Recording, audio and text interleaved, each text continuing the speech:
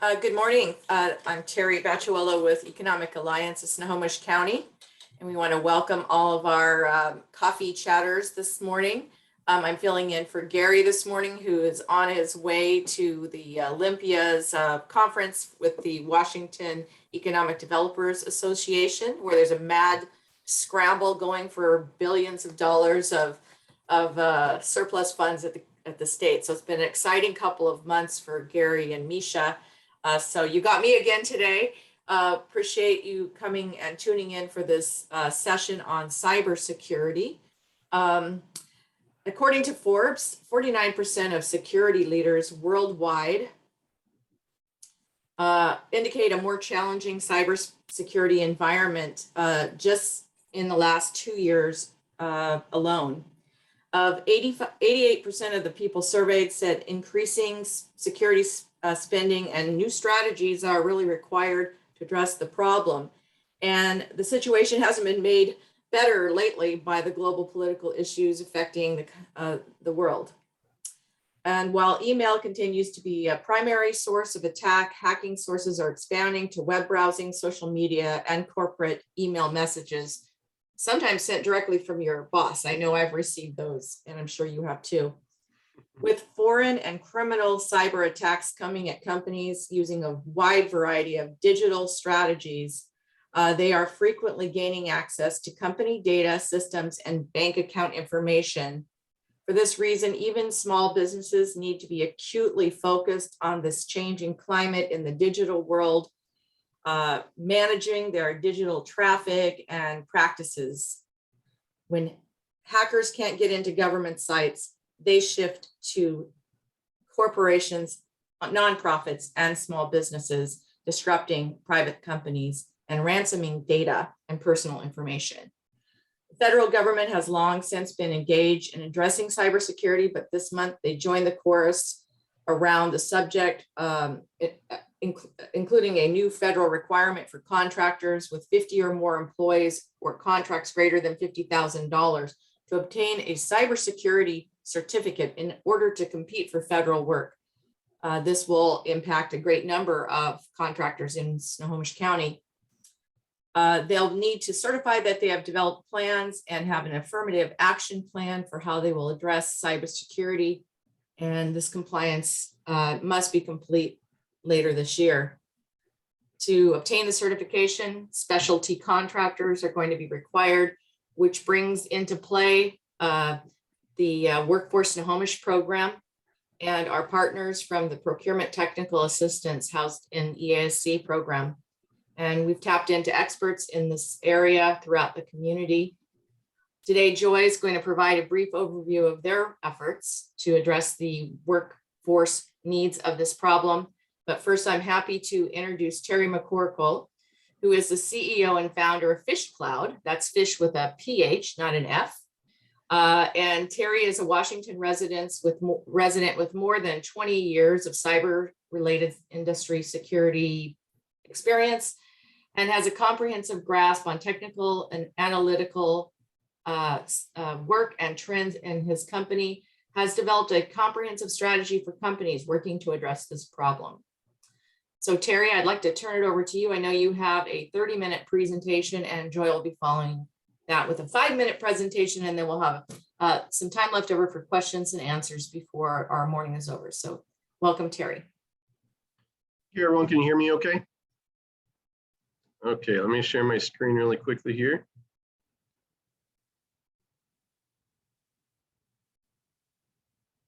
Okay, can you see my screen? Okay, great. So hi, everybody. Thank you for joining or letting me join you today. I'm very happy to be here and excited to share what we're working on here. So my name is Terry McCorkle. As was mentioned, I'm the CEO and founder of PhishCloud. My background is actually in cybersecurity in a lot of different realms. So I played a little bit as an ethical hacker for the Air Force, as well as for companies like Boeing and T-Mobile. And my job there was to actually assess critical infrastructure. So I was looking at things like Air Force bases and then getting into power generation, water treatment facilities, And I also spent some time actually diving into the technology and doing assessments of the actual actual devices and software that are used in those environments. Beyond that, I've also spent a lot of time, out in the industry working with companies to defend against these attacks and consulting as an attacker, as well as, my ethical hacking really was focused on penetration testing and doing phishing assessments as part of that. So when I'm talking to you today about phishing and how that works, I'm going to dive into the way that we approach that, and I'm going to hopefully help give everybody a little bit of insider knowledge about what is an attacker thinking when they're actually going after you, and why do these techniques work so well. So first rule, when you're talking about thinking like a hacker, and I do want to differentiate a hacker versus an attacker. Hackers are people like me. I'll talk a little bit more about that, but we really looking to create new, either create new things or looking at technology from the aspect of what can we do with this versus what was it designed to do. Most of the time, that means my job is to walk in and say, I don't believe anything you're about to tell me. And that's where it starts. So where an engineer is focused on designing something based on requirements, an attacker or a hacker is looking at what are the requirements that they didn't think about, specifically security requirements. Now, one of the things that we spent a lot of time on was phishing. And the reason for that is because users today in cybersecurity, unfortunately, are considered to be the weakest link. And it's something that, we've always battled with, but, as users, they've always been kind of on the fringe, considered to be a problem. And then they have the IT team on the other side that typically they're trying to patch the systems and all those things, but they can't really do a whole lot to help the users today. So we're going to talk a little bit about how we can start helping users and how we can build a community defense network where we can actually get out of this cycle of IT versus users and start having everybody be part of it. So the one thing that we always used was social engineering. Social engineering is, think of it as the overall, how are we going to approach a person to get access to their network or access to the things that they care about. And I'll break down how we actually approach that, but I want you to understand that social engineering can take a lot of different avenues, a lot of different aspects. We used to walk into organizations and get them to put us in their conference room, and they didn't even realize we were hired to be hackers to get into their company, right? So this can be physical, this can also be over email, it can be over social media, lots of different ways. So number one threat today, and this is pretty much agreed upon across most of the industries, is phishing. Phishing is used in almost 80% of the attacks that happen out there on the internet today. So it is widely used, it is very successful. 85% of all companies in the world have been actually targeted by this at this point because it's coming from all sorts of different directions. When somebody does make a mistake, when something happens, for a mid-sized organization and up, you're looking at a 4 million plus in damages that an average organization has to somehow compensate for. Smaller organizations, it may be less, but if you think about it in terms of the attackers today, they use it to get ransomware deployed. And on average, a ransomware attack, they're going to ask for between 20 and 30% of your average revenue. So they're going to look at what your company does, how much revenue you make, and then they're going to use that to target how much they're going to ask for. So with 74% of all attacks being successful, this adds up to a lot. There was almost $1 trillion in loss last year from phishing attacks that turned into ransomware. So we need to start doing something a little different. Now, these attacks are getting the users, even though we have pretty advanced things that are out there that are helping try to detect this. All right, so 98% of the attacks do get blocked by some form of a gateway or something on the email server. But those attacks they get through, there's about 50 million every day, and they get to the users so that the users now become that common denominator of the last stop, right? Because The last step between a user and compromise is pretty much invisible to most companies today. If a user's seen and clicked on something, it's highly unlikely that the organization is going to realize that because it's already gotten through their detection mechanisms. So that's why you see organizations focused on training. They focus on education. And I'll get into some more about how companies have focused on this. But one of the challenges is, as humans today, we don't have a lot of tools to help us with this. So a lot of people end up getting paranoid and they report a lot of things to IT and security teams. IT and security teams don't have time or ability to assess all these threats. And that's what turns into the breaches, either somebody clicking on it or reporting it to cybersecurity. And when I say that, I mean, we did many assessments where we ended up on the person's machine. They asked for help and it took 2 to 3 days to respond. And at that point, we've already compromised their whole network. So we have to get better at this. Least common denominator across all of this is that one phishing link, right? Or that one thing that we get that user to do, whether it's clicking on an email, whether it's clicking on something else, or getting them to give up their password. It's a fairly simple thing to get somebody to click on this if you know how to work with them. So we've tried a lot of different techniques, right? 80s, people were a lot more, they didn't have as many tools. So, you had a lot of different ways that people have tried over the years to get people to stop clicking on phishing links. It's not that, this is not the way to do it. We can't have somebody trying to force this, or IT teams trying to enforce this, or yelling at people. So we need to take a different approach. The approach that companies have taken is basically setting up these programs to try to train users and then do phishing simulations against them and try to figure out what they are clicking on. The challenge with this is it's a point in time, and these phishing simulations, they're trying to mimic an attacker, but they really can't. And I'll get into that in a minute. But the reality is that programs that are designed to try to make users follow the rules, or they can consistently get the users trying to change their passwords on a regular basis, things like this, that meets resistance. And it creates two types of schools of thought.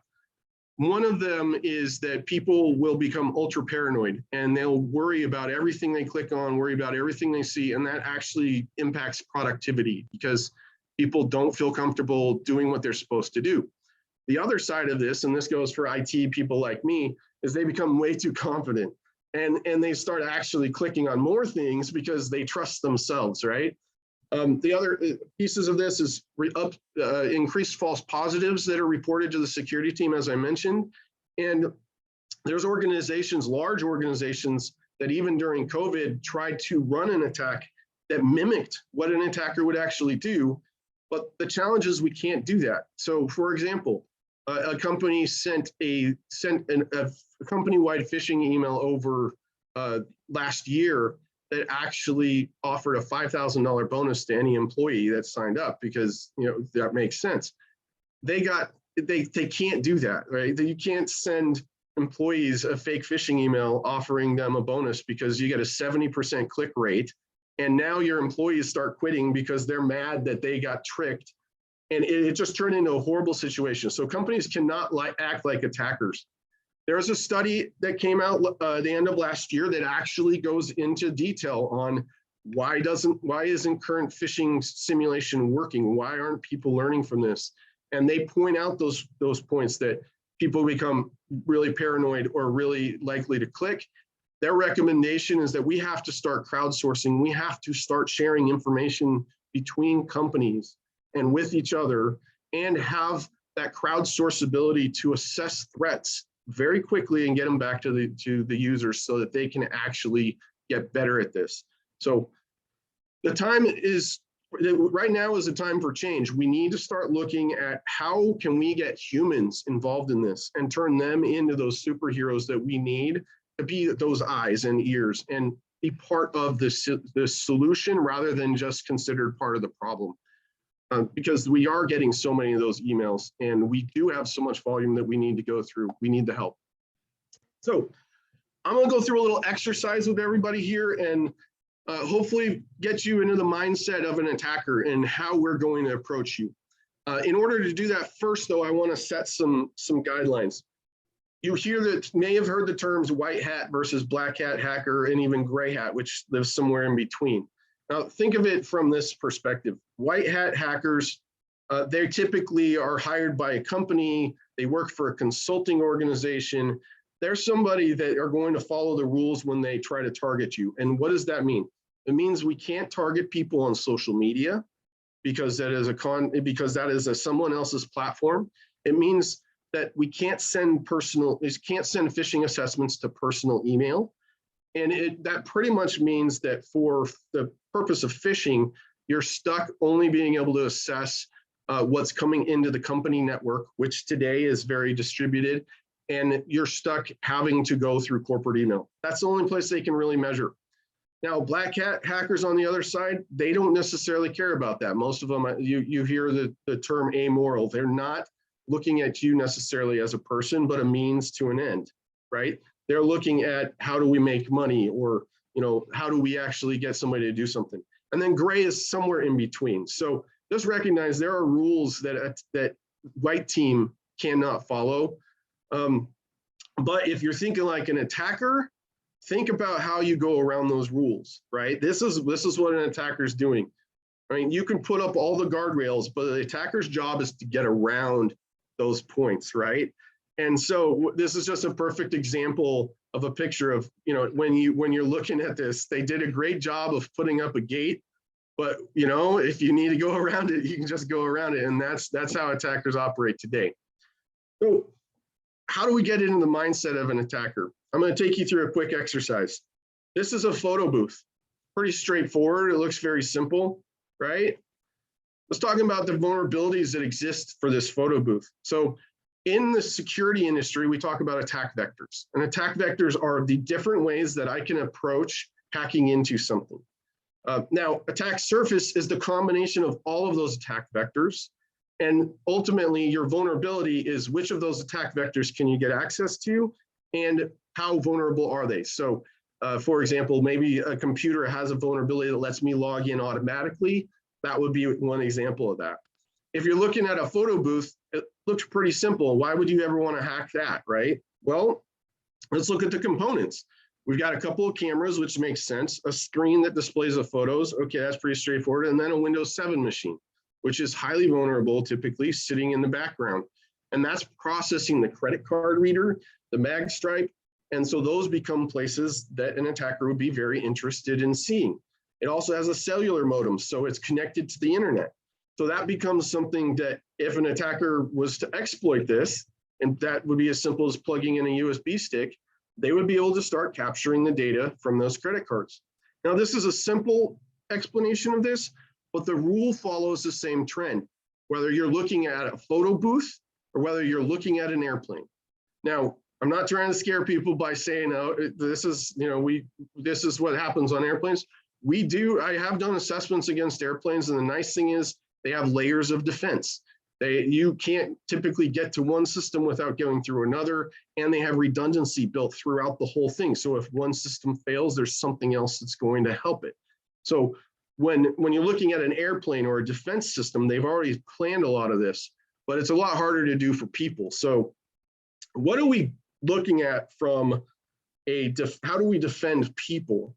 And that first step of that is, let's look at what their attack vectors are. How are people approached? Well, attack vectors there's really two that we're trying to target on human beings. One is emotion and the other is thought, right? Trying to either get people to think about or not think about doing something sometimes, but really the key that most hackers will use today is that emotion. They're going to send you something that's making you worried, or something that's going to make you think about doing something that you wouldn't usually do.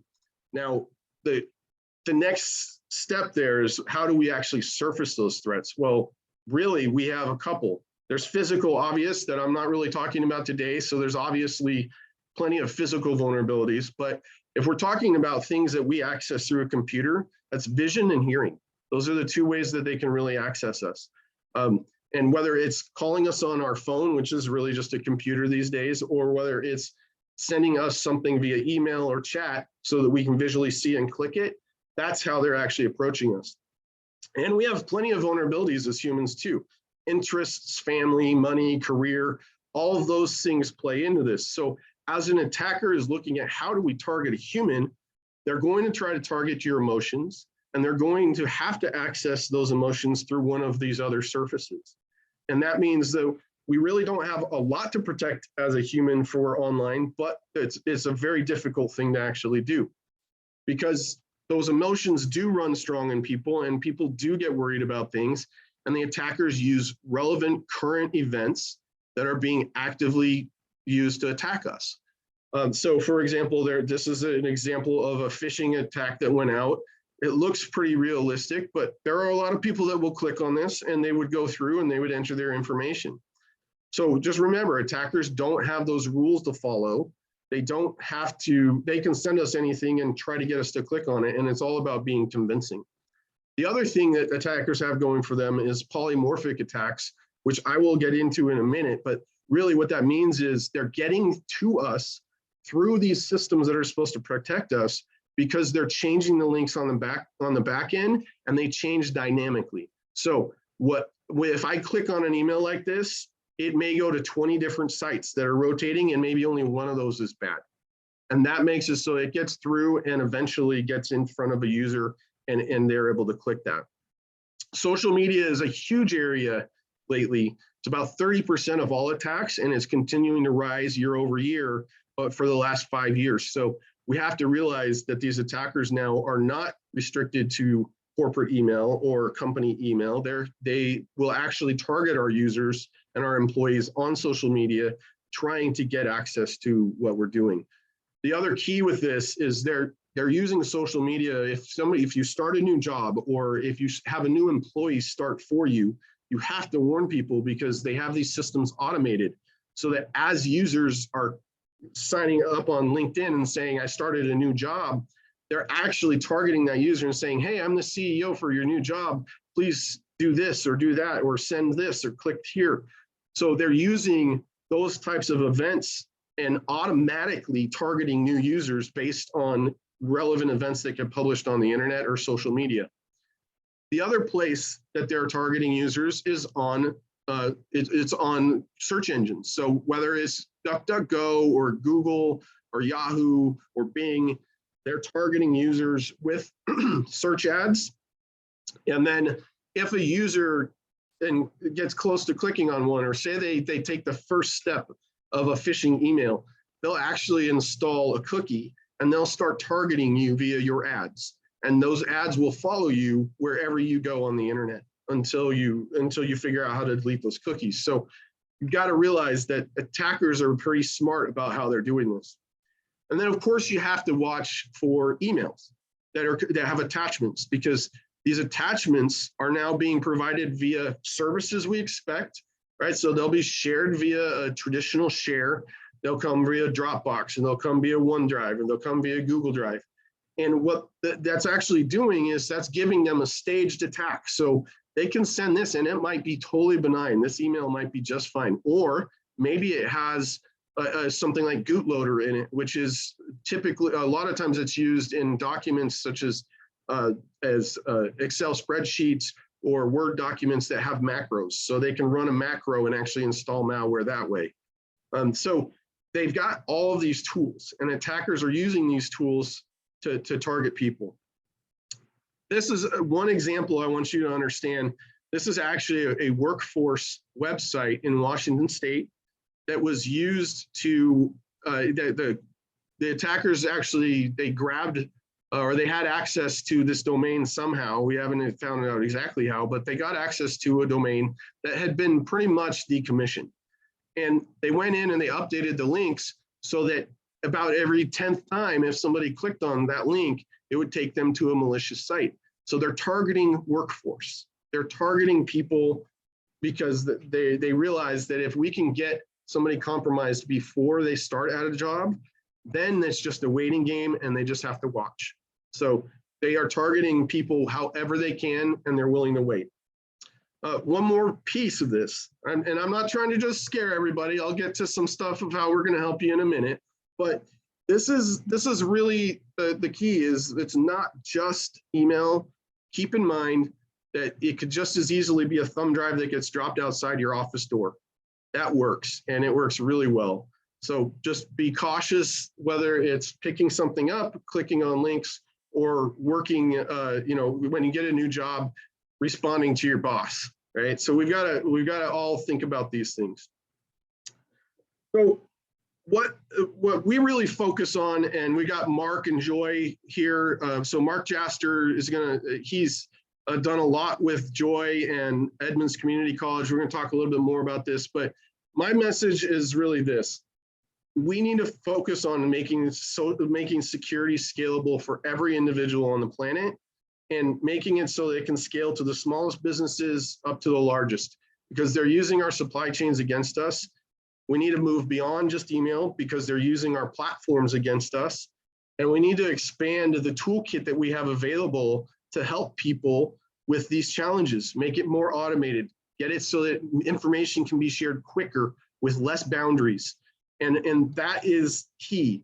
The other key is a lot of companies have focused on security awareness. We need to transition from trying to build awareness of the problem, because most people are aware of this problem at this point. Almost everybody that I talk to has been targeted on some level. So we know this is a problem.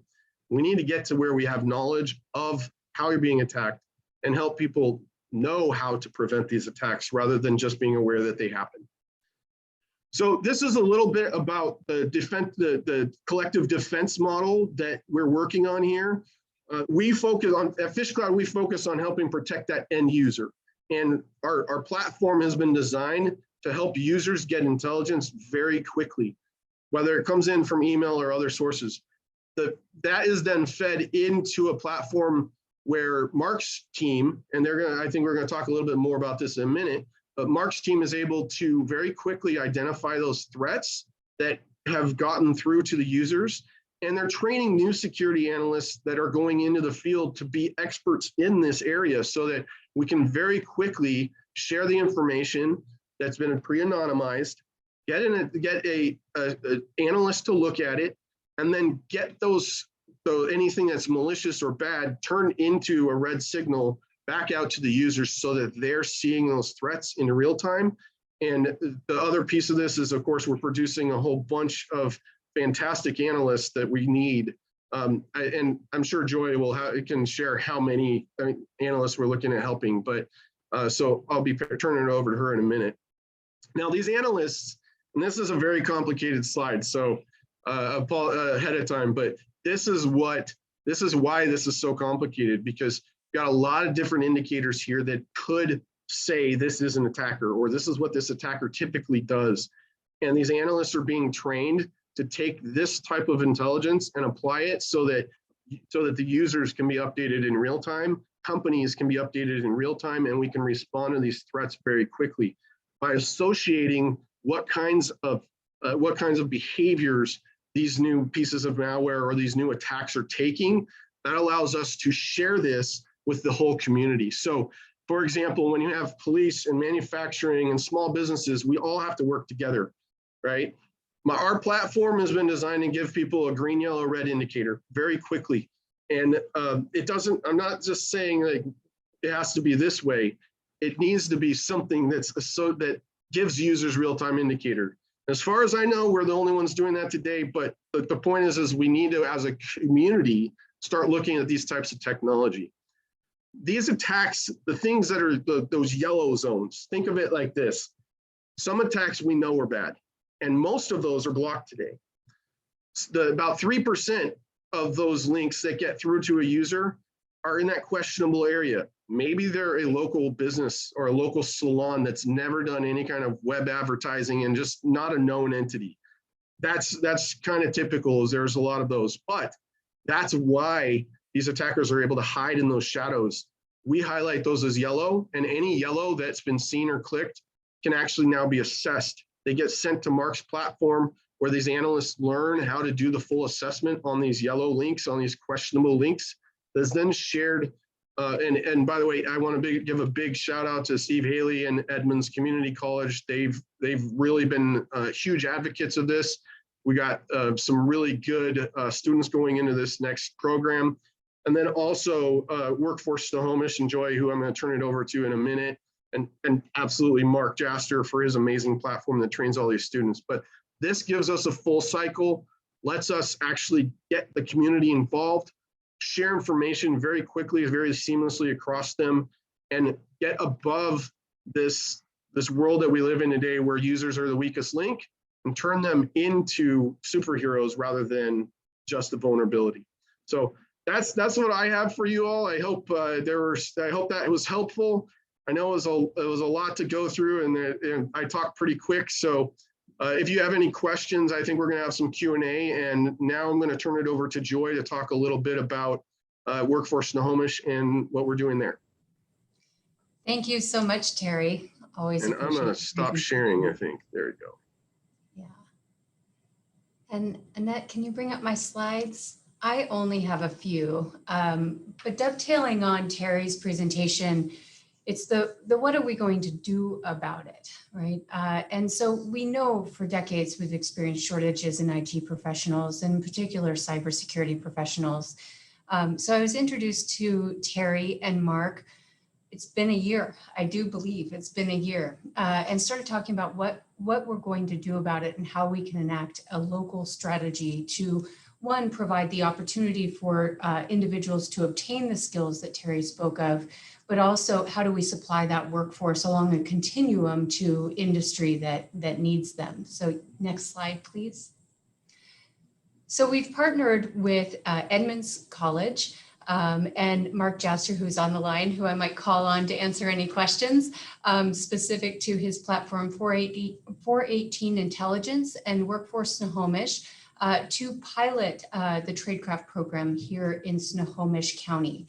The premise of this, this program is that there are ways that we can innovate around cybersecurity education, and 418 provided that opportunity for us.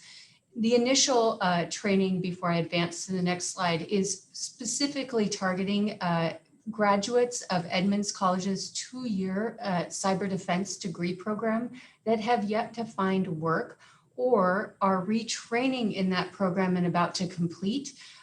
So they were likely dislocated from a prior job and sought to go back to school, learn a new occupation, and will be seeking work. So on April 4th, we are launching a new pilot. Next slide, please. And so on April 4th, we have 15 graduates or to-be graduates from the Edmonds College degree program that have enrolled in the workforce, our public workforce development system, and will be entering the Tradecraft program. Why am I talking to you about that today? Well, one, this is a very innovative program, and we're delighted to have the partnerships that we do, but we need more partners. We need employers. So as the trainees are working on the gamified platform and doing training with a mentor, we would like to pair that with an employer internship host. And we can talk a little bit more about that. I know we're running out of time. However, it is a 4-month program. We have 15 students. Not all of them might need an internship, but we are looking to cultivate internships. Those internships are paid through Workforce Snohomish and our subcontractors, and that'd be great. And so seeing the chat light up, thank you so much. They will start in April. The program will run for 4 months. And we have set up a information session that will be hosted by Workforce Snohomish on Wednesday, March 9th from noon to 1. Mark Jaster will join myself and Ty Reed, who's our business engagement manager at Workforce Snohomish, to talk a little bit more about the program, what the students will be going through, how to engage and partner with this program to help cultivate a workforce. So whether you're hiring or you're interested and curious, I found this opportunity to be a great way to have support for an intern. Many of us have had interns, and they require a lot of investment of time, and the benefit far outweighs that. But this is a different way to look at an internship, where you have support from 418. They're in training. They're working on a platform doing threat detection. They have an assigned mentor through 418. Now we want to bridge that with a company partner. So we have 15 trainees that are enrolled and ready to go in April, looking for internship sites. Again, no cost to employers. And we have another 24 in the pipeline. So we welcome your questions and your engagement on March 9th to learn more about the program, but looking forward to maybe opening it up for questions, unless Mark, you have anything you'd like to add.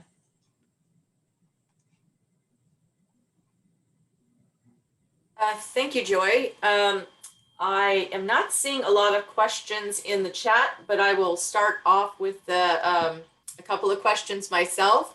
And first, I want to say congratulations to Joy and Edmonds College for this program. It's really an important problem, and I know they've worked very quickly to put something into place to help employers locally. But Terry, I wondered if you are a small business owner and receive a ransom message with a deadline to respond, your data is captured. What do the authorities recommend that what are the first things you do in that case? So, and just make sure I'm not muted here. So that's a great question, Terry. When people or when companies are targeted by this, the first thing I would recommend is make sure that you have cybersecurity insurance. It's absolutely required for organizations today, especially if you have not had a breach yet, or if you haven't ever had an issue. This is the best time to go get it, because once you have an issue, it's very difficult to get cybersecurity insurance after that. So, and the reason I'm recommending that is because if you have cybersecurity insurance, you call your insurance provider and you say, what should I do? Because they will help you make that decision of whether you should pay the ransom, whether you should not pay the ransom, who you bring in, and oftentimes the insurance will cover the cost of that recovery. So naturally, you want to try to protect yourself as much as possible, but today, cybersecurity insurance is critical to have a rider on that for any kind of B&O or any kind of thing that you may have. It's just considered a cost of doing business today. So have it, call them if you have an issue with this, and they can make sure to loop in the professionals that can help you recover from those situations, depending on what that looks like. Other option is I'm happy to help with those sort of situations as well. Usually it's just introducing to somebody in that industry or that defense response kind of incident response kind of mechanism. So, what changes do you think have happened in the justice system to address these crimes and international jurisdictional problems related to the crimes, and how successful have they been in actually bringing people to justice or making it stop? And what control do we have over that? Yeah, this is probably something a lot of people don't want to hear. So it is a very challenging situation. So the first thing to understand is the internet, by its creation, allows for anonymity, which means that the only way that traditionally the FBI or others had to track people was money. They followed them via the bank account transfers, and that's how they caught people. I've heard FBI agents say that they don't even know who the top 10 hackers in the world are because they don't show themselves, right? You don't show your cards. So that's the challenges that they're dealing with, is that there's a lot of anonymity.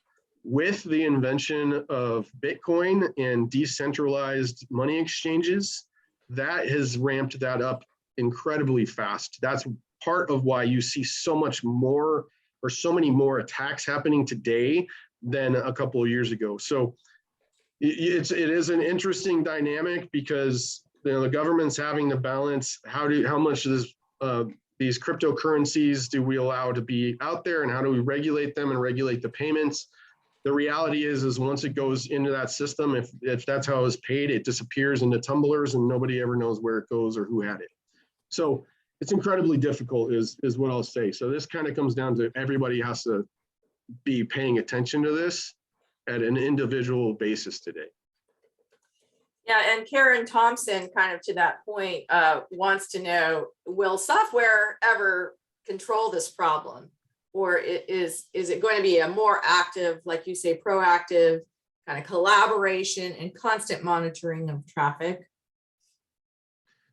Yes, that's where I think it's going to go. The challenge is, we don't necessarily want the government to be the people who are having to analyze all of the traffic, right?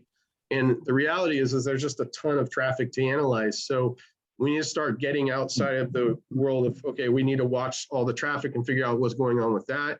And I believe that we need to start giving people personalized tools and ways to actually help protect themselves, beyond what's been the traditions in the past of just watching and monitoring network traffic or machine level traffic.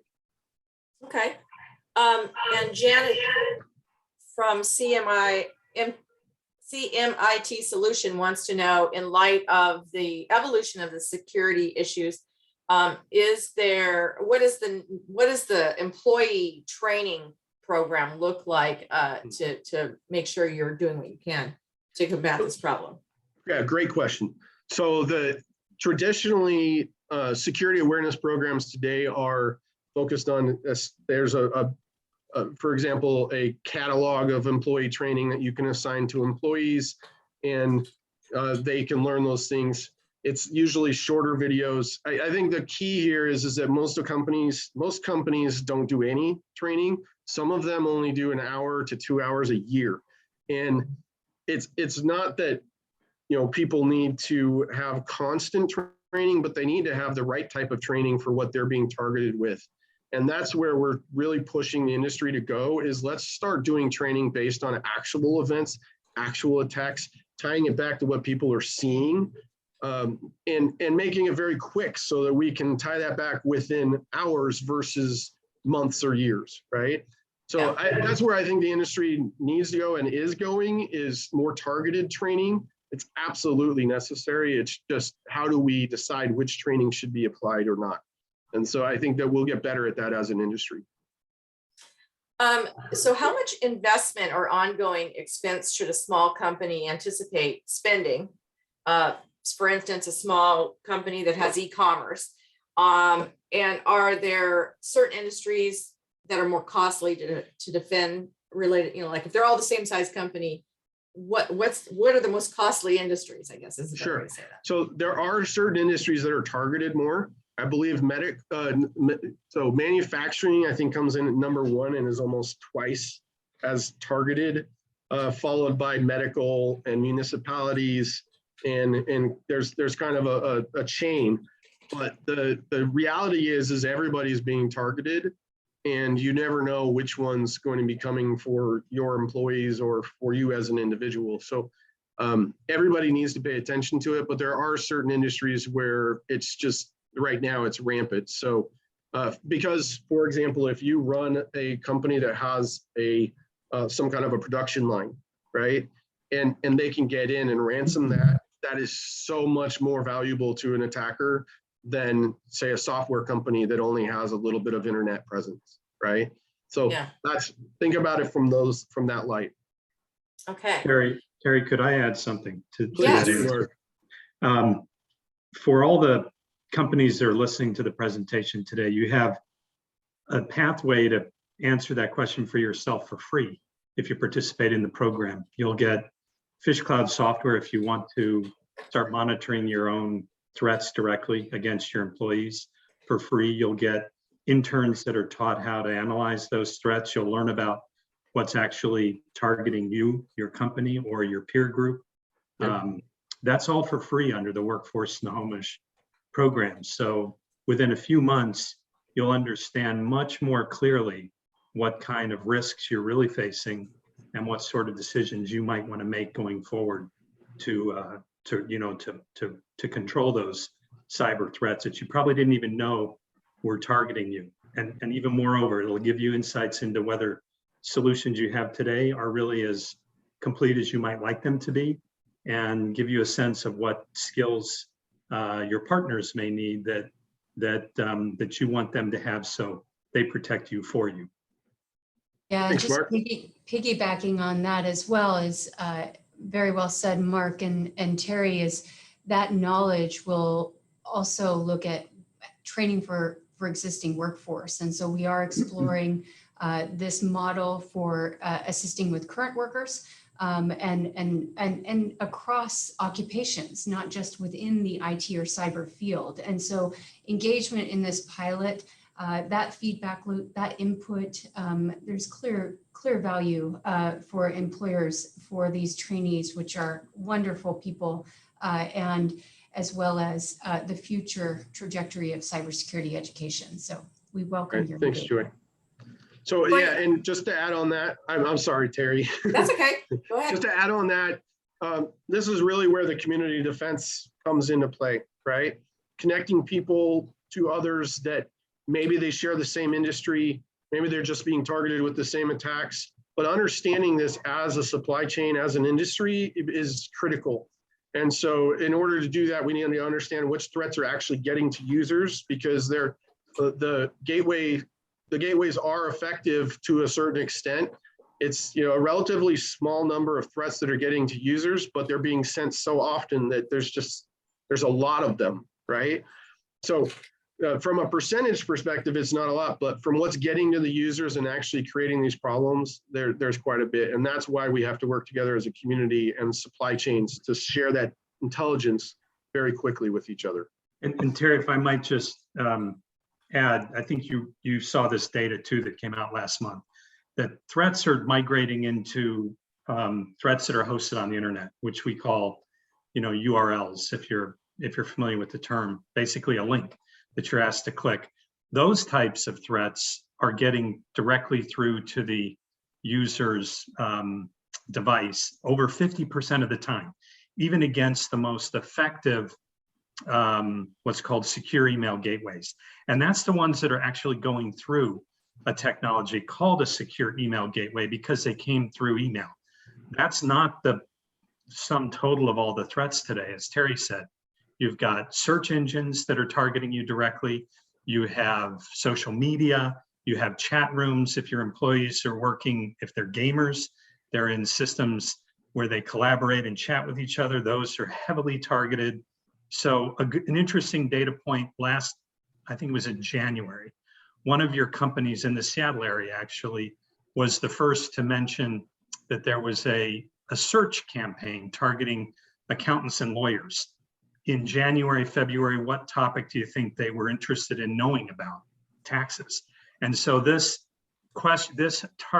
campaign was offering them with the #1 search result on Google search, a document that they could download about a topic having to do with subjects that accountants and lawyers cared about in January. That document was downloading one of the threats Terry showed you called Bootloader. So it just goes to show that the technologies today, they are porous to the kind of threats that the attackers favor. Why? Because the attackers know they can hide. They know that they can change, move very quickly. They tend to pull up stakes and move within about 18 hours from starting an attack. So they are very, very nimble. And we can't expect the technologies based on antivirus, based on looking at documents, are going to be very effective in today's world. And that's the truth. That's what this Terry's technology and this program is all about, is giving you insight to that, helping people that want to join the industry access the hands-on skills so they can get jobs somewhere in the industry, working for you, working for a company that supports you, working for a large MSSP. We did this in Kentucky, taking 80% of a first cohort that were working, that came to us from the coal regions where the jobs have vanished with the coal industry. 80% of those students are now working full-time as security analysts for large security companies. That's what got Joy excited, was the idea that we can bring this opportunity to everyone by working with, with the community, with technology like Terry's, and giving them good hands-on skills so they can get into the work that you need them to do for you. Thanks. Thank you. I just want to remind everybody that there is a pilot session on March 9th from noon to 1 with Workforce Snohomish and Edmonds College. We are happy to refer companies over to you, Joy, based on what you're looking for. It seems like a really great opportunity for companies that are small that would like to get a program started. And thank you for bringing that opportunity forward. And to you, Terry, thank you for bringing this presentation forward and all these very interesting and alarming facts. And appreciate you taking the time this morning. I also wanted to acknowledge that the Procurement Technical Assistance Program that's offered and hosted under EASC as a larger program, Lisa Lagerstrom is on the call today and is very well informed on this subject as it relates to the federal requirements for certification. And she's willing and able to help you if you want to give us a call. The next coffee chat is March 8th, and the topic will be the growth of suburban cities, which is quite alarming and exciting, and really is some opportunities, but a double-edged sword in terms of cost to suburban cities. And also on March 31st, the city of Everett will have its State of Everett, and Mayor Cassie Franklin will be providing an update to the community of what's going on in Everett. And we hope that you will join us for that. And again, thank you to our speakers and to our audience today. I look forward to seeing y'all in the next coffee chat. Thank you. Great. Can I leave one note before you sign off? Sure. So I saw Karen's note about being worried about this, and I completely understand. We're not trying to scare people, but we do want people to understand this is what the world really looks like today. I'm not an alarmist. I hate that sort of stuff, but yeah, feel free to reach out. We are trying to solve this down to the individual and not just at a company level. So yeah, reach out to us, happy to help. And we want everybody involved. So yeah, please, however you want to be involved, whether it's just consuming or whether it's bringing in interns, we'd be happy to work with everybody. So. Thank you for that. And it's not paranoia if there's a actual threat, and we just need to have our eyes open and work together to address it. So we're bringing this idea forward for everyone to think about. And I'm sure many of us are receiving phishing attempts all the time. I was kind of hoping this morning when my boss asked me to host this session this morning that I could say, oh, are you a phishing attempt? But no, it was actually my boss, Gary.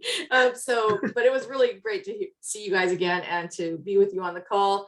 And I appreciate everyone's participation, and we look forward to talking again soon. Thanks, everybody. Thank you.